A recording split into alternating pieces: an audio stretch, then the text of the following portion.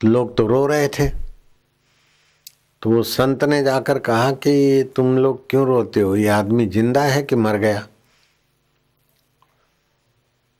तो लोग हैरान हो गए, रोने वालों को भी आश्चर्य लगा कि इतने बड़े संत, लाश पड़ी है और सब रो रहे हैं और पूछ रहे हैं कि आदमी जिंदा है कि मर गया। बोलिए आप कैसा सवाल कर रहे हैं, हम लोग सब रो रहे हैं और लाश सामने पड़ी है और आप बोलते हो ये जिंदा है कि मर गया। गुरुजी ने कहा हाँ मैं पूछता हूं कि ये जिंदा है कि मर गया है। बोले तो लाश पड़ी है। बोले लाश तो पहले भी लाश थी, जो जिंदा है वो अभी भी जिंदा है, जो जिंदा है वो अभी भी जिंदा है, और ये लाश तो पहले भी लाश ही थी। जिंदे की लाश के साथ मुलाकात थी तो चल रहा था, जिंदा अलग हो गया तो लाश लाश दिख रही है, इसमें हमारा क्या है। संबंध छूटा है, इंजन अपनी जगह पे है और ड्राइवर अपनी जगह पे है, गाड़ी अपनी जगह पे खड़ी है और ड्राइवर अलग है, इसलिए गाड़ी मरी हुई लगती है। तो शरीर तो है यंत्र और आत्मा तो है अमर। तो शरीर है यंत्र, आत्मा है अमर। तुम बताओ कौन मरा। यंत्र यहां पड़ा है और आत्मा अमर है, मरा कौन। और जिंदा क्या हुआ, जिंदा तो था ही और वो अभी भी जीवित है, वो तुमको हमको सबको देख रहा है। जो जिंदा है वो जिंदा है और जो मुर्दा है वो मुर्दा है। तुम रोते हो तो इस बात को रो कि तुम अभी तक ये रहस्य नहीं समझ पाए कि जो जिंदा है वो जिंदा है और जो मरता है वो मरता है। जो अभी मरा हुआ दिखता है लेकिन वो पहले ही मुर्दा था। जिंदा उसमें नहीं होता तो उसी समय मुर्दा होता। कई बच्चों में से वो जिंदा हट जाता है तो मुर्दा हो जाते। किसी में से जिंदा थोड़े वर्षों तक रहा, किसी के अंदर 5 साल रहा, 10 साल रहा, इसमें 60 साल रहा, लेकिन है तो मुर्दा ही। मुर्दे में जिंदा जीत रहता है तो चलता है बस। इंजन अपनी जगह पर है, कार अपनी जगह पर है, इंजन थोड़ा अलग हो गया, इंजन पड़ा है अलग और कार अलग पड़ी है, दोनों का मेल से गाड़ी बन गई, अलग हुआ तो बोले गाड़ी मर गई। गाड़ी भी पड़ी है, इंजन भी पड़ा है।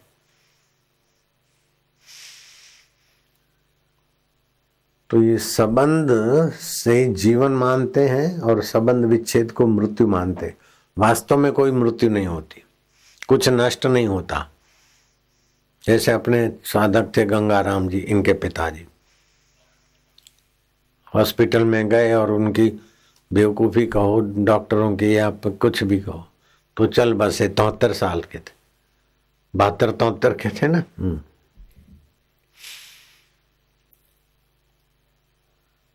तो ऐसे ही अपने यहाँ जियालाल भाटिया करके आते वाड़े से, उनको भी हार्ट में कुछ हुआ और हॉस्पिटल में एडमिट हुए।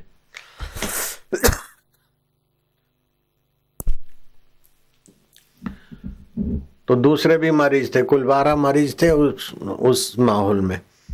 एंजियोग्राफी कराई और 12 को बोला कि तुम्हारा ब्लॉकेज है, ऐसा है, सीरियस है। 11 लोगों ने बाईपास सर्जरी कराई।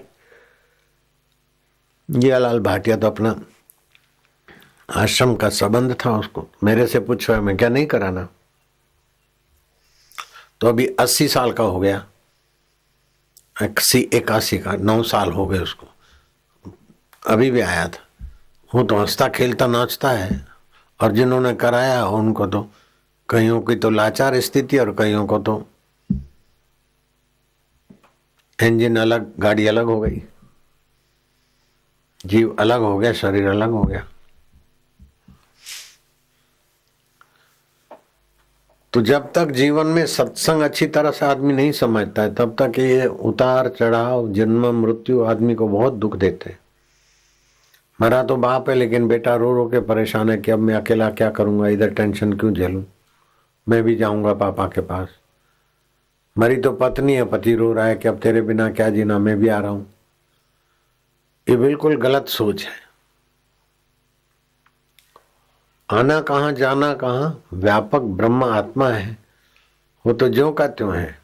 चांद तो ज्यों का त्यों है। घड़े बनते हैं, पानी पड़ता है, पानी धुलता है, पानी धुल गया तो बोले चांद मर गया। चांद तो ज्यों का त्यों है, पानी धुल गया। घड़ा भी ज्यों का त्यों है, पानी धुल गया तो चांद नहीं देखा। ऐसे अंतःकरण चला गया, शरीर तो ज्यों का त्यों है, चैतन्य भी ज्यों का त्यों है। अंतःकरण चला गया, पानी हट गया तो घड़े में नहीं दिखेगा चांद। ऐसे अंतःकरण हट गया तो उसमें नहीं दिखता चेतना। फिर भी सामान्य चेतना है। एक चेतन, एक जीव नहीं, हजारों लाखों करोड़ों बैक्टीरिया अंदर है। अगर नहीं होते तो शरीर फूलता कैसे मुर्दे का?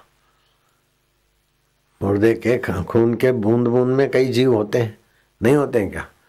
लेकिन जिसको उस शरीर से मैं पना होता है वो अंतःकरण निकल गया।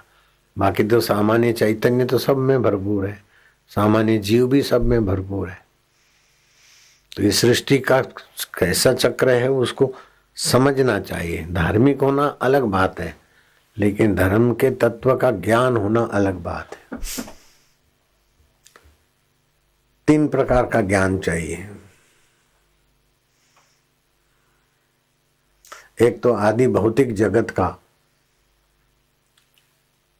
दूसरा आदि दैविक जगत का, और तीसरा आत्मा का। आदि भौतिक जगत 5 भूतों से बना है, 5 भूतों में जी रहा है। आदि दैविक जगत उससे संयोग करता है तो जीवन मृत्यु होता है। लेकिन अध्यात्म जगत जहाँ से हम मैं बोलते हैं वो तो नित्य है, ज्यों का त्यों है। 3 चीजें, एक घड़ा है, दूसरा पानी है और तीसरा चांद है। चांद तो ज्यों का त्यों है, घड़े और पानी में परिवर्तन होता है। ये अपना चांद तो भले परिवर्तित हो, लेकिन चांदों का चांद, जैसे आकाश, चांद की जगह पे आकाश मान लो, आकाश ज्यों का त्यों है। घड़ा बनता है, बिगड़ता है, पानी आता है, खत्म होता है, डुलता है, उसमें आकाश ज्यों का त्यों है। पानी है तो आकाश का प्रतिबिंब पड़ता है, पानी नहीं है तो प्रतिबिंब नहीं है। ऐसे ये शरीर खोखा है, अंतःकरण पानी है और चिदानंद परमात्मा मैं हूं। तो मैं तो शरीर को भी जानता हूं, मन को भी जानता हूं, तो मैं नित्य हूं। इनके पिता ने तो बड़ा काम कर लिया, चाचा को भी पिताजी मानते थे, आत्माराम। एक बार आए, बहुत एकांत में रहे, बोले साईं मेरे को एक चुंडी लगा दो। मैं उनका इरादा समझ गया और मैं क्या परिपक्व फल है तो यूं करते तो काम हो जाता है। मार दी चुंडी, बात उसको समझ में आ गई। ब्राह्मी स्थिति प्राप्त कर हो गया, इसके बाप को तो हो गया। तो जब बाप ने पाया तो गुरु से वो चीज पाने को लगना चाहिए ना। हाय रे हाय पैसो, हाय रे हाय कम, हाय रे हाय धंधो, ताण रोदन शुरू। प्रकाश मरियो तो आ तो के कुछ ही कोन थियो। रंग हुयो तो वरी तो खेंदो थे। ज्ञान की जरूरत है, सत्संग की जरूरत है। लौकिक आदि भौतिक दुखों से भी बचाता है सत्संग, आदि दैविक प्रभावों से भी बचाता है सत्संग, और आध्यात्मिक रस भी देता है सत्संग। इसीलिए सत्संग का आश्रय करना चाहिए। आदर से सत्संग का श्रवण करने, मनन करे, नित्याध्यासन करे। सत्संग जैसा कोई हितैषी नहीं है। 100 काम छोड़कर टाइम से भोजन कर लो, 1000 काम छोड़कर स्नान कर लो, 1,00,000 काम छोड़कर दान पुण्य कर लो, करोड़ काम छोड़कर हरि का भजन कर लेना चाहिए, हरि का ज्ञान भर लेना चाहिए। मनुष्य आहार निद्रा भय मैथुन चतुर भी एतद पशु भी न राणा। खाना, मुसीबत आए तो डर जाना, निद्रा करना, मैथुन करना, ये तो कुत्ते घोड़े गधे खटमल मच्छर ये सब ये लोग जानते। धर्मो ही एक अधिको नराणाम, धर्म ही मनुष्य के लिए विशेषता है। अगर धर्म का फायदा नहीं लेते तो वो पशु है। धर्म लाभ लिया होता तो दुख के प्रसंग में इतना दुखी नहीं होता कि रोना पड़े। काहे को रोना? और रोने से वो मृतक जिंदा भी नहीं होगा। रोने से तो अपना दिल भी दुखी होगा और उसका भी। एक माई थी, फियाट गाड़ी में जा रही थी मथुरा से वृंदावन। तो मथुरा में रिफाइनरी है गवर्नमेंट की, फिल्टर प्लांट पेट्रोलियम का। तो टैंकर आते जाते, फास्ट टैंकर होते हैं। टैंकर ने कुछ जोका खाया, कुछ हुआ, फियाट के साथ टैंकर टकराया। बताओ फियाट की क्या हालत है। ड्राइवर मर गया, 2 बच्चे मर गए, पति मर गया, भाई पीछे बैठी थी, एक बेटा था किसी झोपड़पट्टी वाले का। वो भाई मर गई थी तो लावारिस बेटे को भाई ने गोद में लिया था। धर्मात्मा माई थी। उड़िया बाबा संत हो गए, नाम सुना होगा, उनकी वो भक्त थी। तो पति की लाश दिखी, बेटे की लाश दिखी, 2 बेटे, ड्राइवर, और गाड़ी तो एकदम बिस्किट हो गई। बताओ उस माई से क्या गुजरी होगी।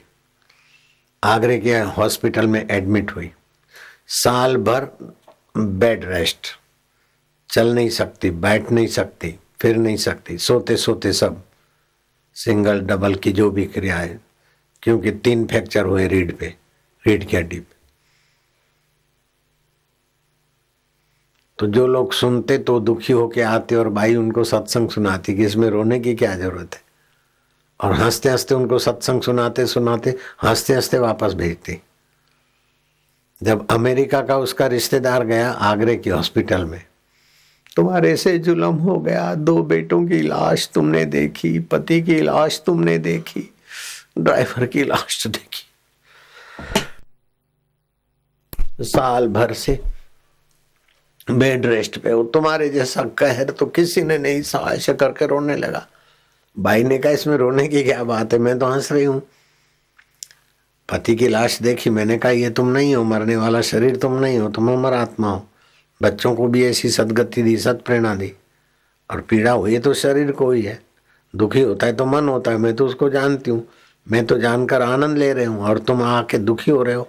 और तुम तो अभी आखिरी दिनों में आए, अभी तो साल भर पूरा हुआ है, कल या परसों मुझे डिस्चार्ज कर देंगे, फिर मैं घर चली जाऊंगी, चल फिर सकूंगी। इसमें दुखी होने की क्या जरूरत है। अगर जैसे तुम मेरे को सुनकर दुखी हुए हो ऐसा मैं दुखी होती तो मैं तो पागल हो जाती। ये तो मनुष्य जीवन की बुद्धि का महत्व है कि आदि भौतिक को आदि भौतिक जाने, आदि दैविक को आदि दैविक जाने, और अध्यात्म अपना आपा तो नित्य है। मरने के बाद इधर जाऊं उधर जाऊं काहे को जाएंगे। अमर व्यापक को पहचान के मुक्त हो जाएंगे। टेंशन से भागेंगे तो टेंशन पीछा नहीं छोड़ेंगे। कुत्ते से तुम डर के भागो तो कुत्ता पीछा नहीं छोड़ेगा। कई लोग टेंशन से भागते हैं, दारू पीते, तो क्या टेंशन मिटता है? नहीं। टेंशन से सुसाइड करते तो क्या टेंशन मिटता है? बढ़ता है। टेंशन से मर जाऊं तो फिर क्या, हर जन्म में ऐसी कायरता आएगी। इसीलिए ध्यान रखना, कभी भी भूल कर भी मैं दुखी हूँ, मैं परेशान हूँ, इससे तो मैं मर जाऊं, दुख तो चले जाएगा, परेशानी तो चली जाएगी, मैं मर जाऊं, ये संकल्प कायरता ला देगा। फिर हर जन्म में ऐसी गंदी आदत पड़ जाएगी। अपने को सियाना समझता लेकिन बड़ी भारी गलती है। क्या करें, मैं जी कर टेंशन क्यों सहूं। टेंशन किस बात का है? संसार है, स्वप्न है, चलता रहता है ऐसे। टेंशन तब करते जब सत्संग का आदर नहीं। जो सत्संग नहीं समझते, सत्संग नहीं करते, उन्हीं को टेंशन दबाता है। नहीं तो टेंशन की तो बात ही नहीं। टेंशन किस बात का? स्थूल स्थूल है, सूक्ष्म सूक्ष्म है, और ब्रह्म ब्रह्म है। लीला हो रही है नित्य। समुद्र समुद्र है, बुलबुला बुलबुला है, तरंग तरंग है, भंवर भंवर है, लेकिन वास्तव में पानी पानी है। वास्तव में सब वासुदेव की लीला है। इसमें टेंशन किस बात का है? ये सत्संग का आदर नहीं है, ज्ञान का आदर नहीं है, सत्कर्म का आदर नहीं है। कमाई का 10% दान पुण्य करना चाहिए, नहीं तो लोभ हावी हो जाता है। ऐसे समय का 10% ध्यान भजन में सत्संग में लगाना चाहिए। जो ये गलती करते ना उनको फिर थोड़ा दुख भी बड़ा हो जाता है। कमाई का 10% सत्कर्म में और समय का 10% साधना में।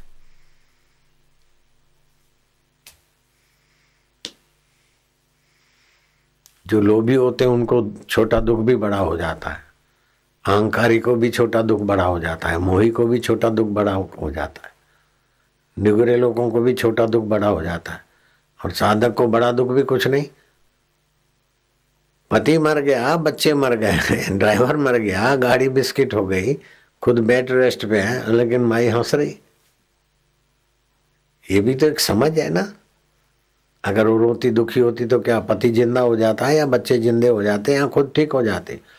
वो तो 1 साल में ठीक हो गई, नहीं तो न जाने कितने साल में विकलांग होके निकलती बाहर। इसलिए समझ का आश्रय लेना चाहिए, भगवान नाम का आश्रय लेना चाहिए, दान पुण्य का आश्रय कर लेना चाहिए, सत्कर्म करते रहे। कमाया है फिर छोड़ के मर जाए, अपने हाथ से सत्कर्म करते रहे, उसका आनंद लें, उसका ज्ञान लें।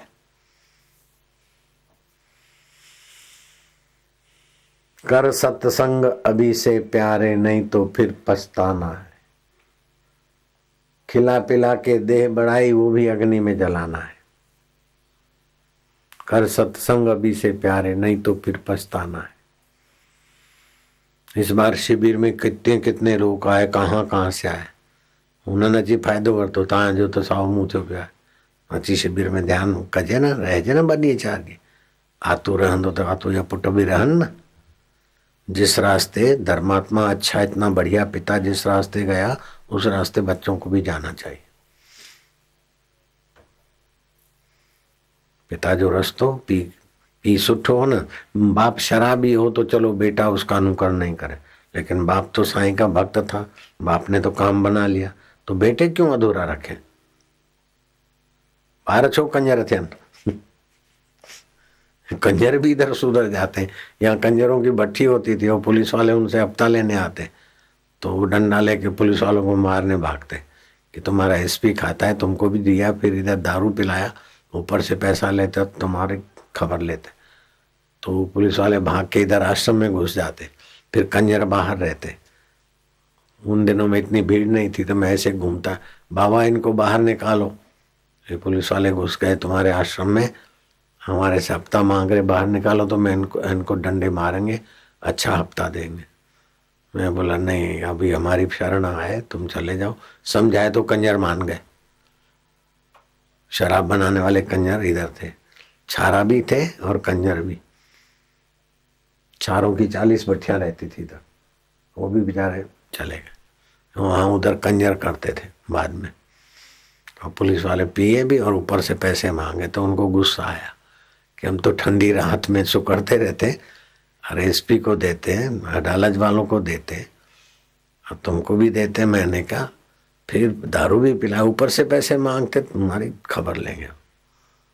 तो हर एक हाकल की तो सब आए डंडे लेकर, पुलिस वाले 3-4 थे, वो तो जान बचा के आश्रम में घुस गए। तो फिर मैं आ गया। तो कंजर भी मेरी बात मानते। छोकरे के चलो मैं को कंजर ही तो असली कंजर भी बात मानते। ये तो कंजर नहीं हो खानदान के हाथों जा बाहर है, वो असली कंजर भी मञींदा।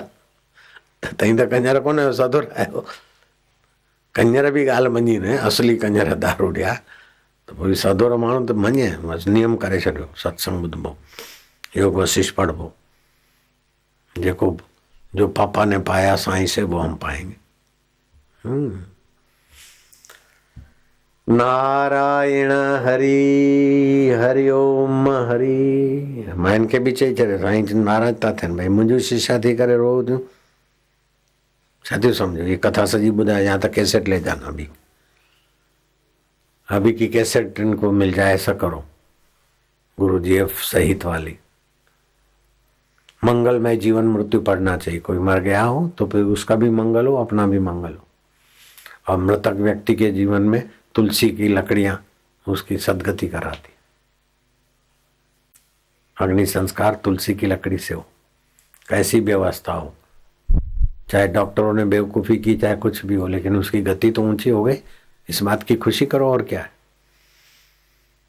नालायकी डॉक्टरों की है, लेकिन अपने तरफ से तो अपन सेवा किया है।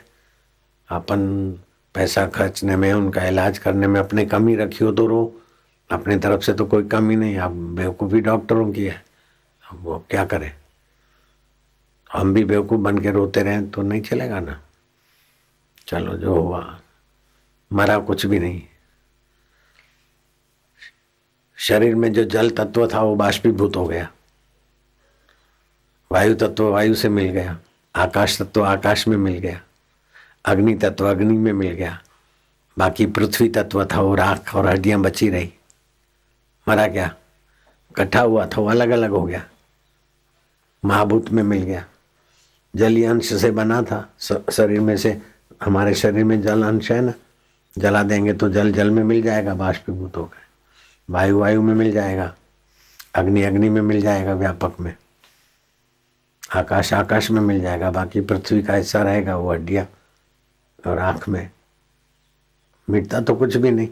एक राई का दाना तुम नहीं मिटा सकते, बालू का एक दाना तुम नहीं मिटा सकते। बोले मिटा दूं, उसको घिस के ओझल कर दोगे लेकिन उसके कण वातावरण में रहेंगे।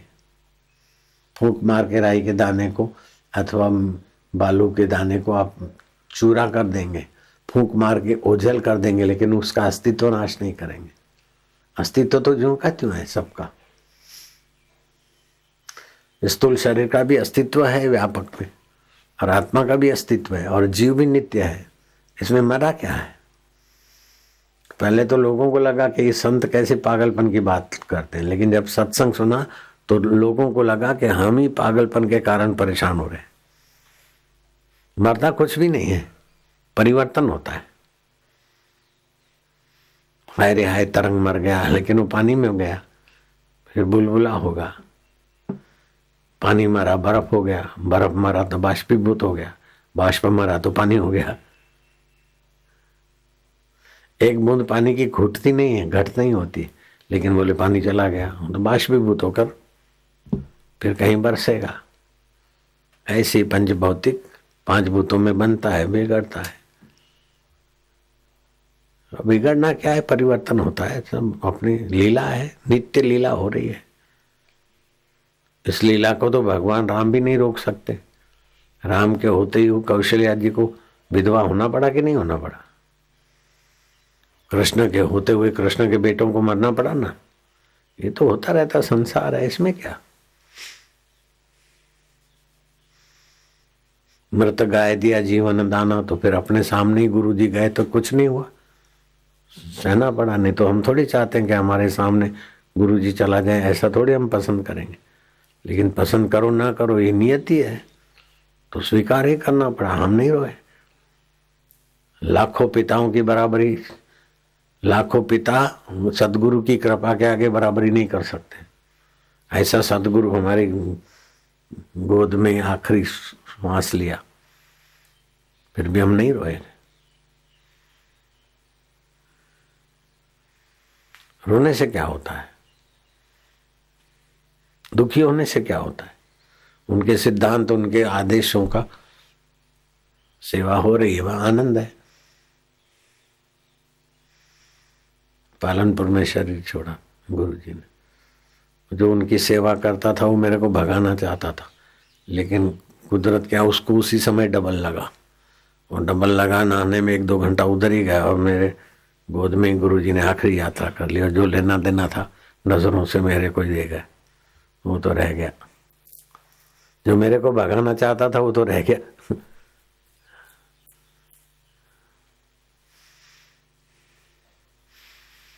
तो किसी को भगाने का क्यों सोचे, किसी से वैर क्यों रखें, किसी का बुरा क्यों सोचे? सब संसार है, धर्मशाला है।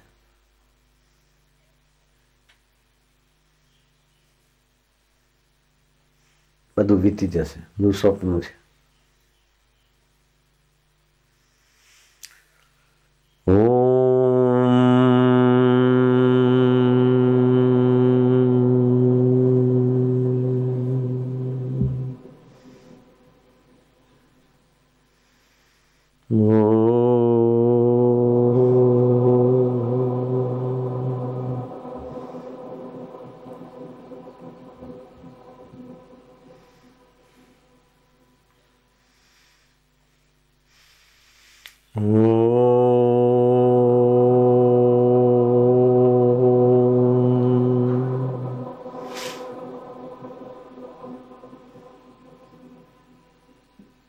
जगत जा रहा है, बदल रहा है, क्या मांगे, कुछ स्थिर रहता नहीं। ये मिल गया, वो मिल गया, आखिर क्या, ये पा लिया, ये पा लिया, आखिर क्या, सब छूटने वाला। तो इसको बोलते प्रतीति। जगत प्रतीति मात्र है, प्रतीत हो के बदलता है, और परमात्मा की प्राप्ति होती है, जगत की प्रतीति होती है। क्योंकि परमात्मा आत्मा नित्य है, उसकी प्राप्ति होती है। अनित्य जगत की प्रतीति होती है। अब ये आया, मिल गया, लेकिन प्रतीति है, कितना भी संभालूंगा नहीं रहेगा। रहेगा ये गजरा रह सकता है, कितना भी संभाले नहीं रहेगा। ऐसे ही शरीरों को कितना भी संभालो, संबंधों को कितना भी संभालो, वो होके बदलने वाला। देखत नैन चलो जग जाई, का मांगू कछु थिर न रहाई।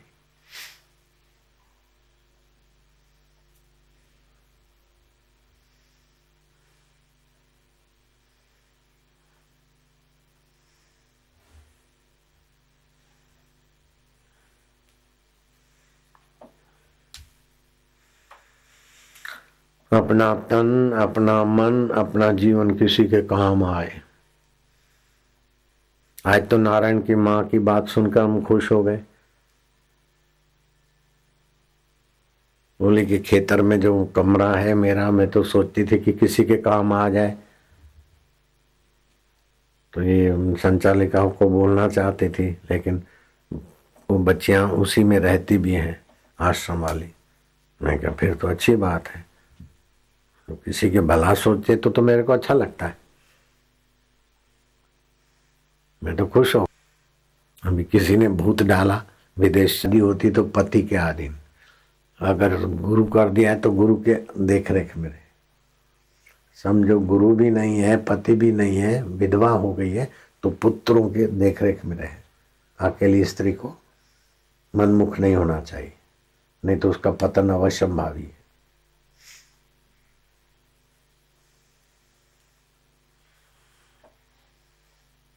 शास्त्र में नियम है, स्त्री भाई छोकरी हो तो माँ बाप के देख रेख में रहे, शादी हो तो पति के देख रेख में रहे, पति ससुरा आदि में। समझो पति भी चले गए, ससुरा भी चले गए, तो पुत्रों का कर्तव्य है माँ का पालन पोषण करे और पुत्रों की देख रेख में रहे। माँ मनमाने निर्णय नहीं करे, उचित निर्णय है तो पुत्र उसके पूरे करे। बाकी किसी की बातों में आकर विदेश चलो, इधर चलो, उधर चलो तो नहीं जावे। और वो तो समझते कि साईं को 100 आत्म साक्षात्कार हो जाए तो परम स्वतंत्र। उसके पहले कोई, जिसको कोई कहने वाला नहीं है, मन माना निर्णय करता, उससे बड़ा कोई अभागा ही नहीं है। एक बार राम जी ने कह दिया लक्ष्मण को, लक्ष्मण ने कहा प्रभु कुटीर कहाँ बनाए? बोले जहां तुमको ठीक लगे जब बनाओ। तो लक्ष्मण खूब रोए।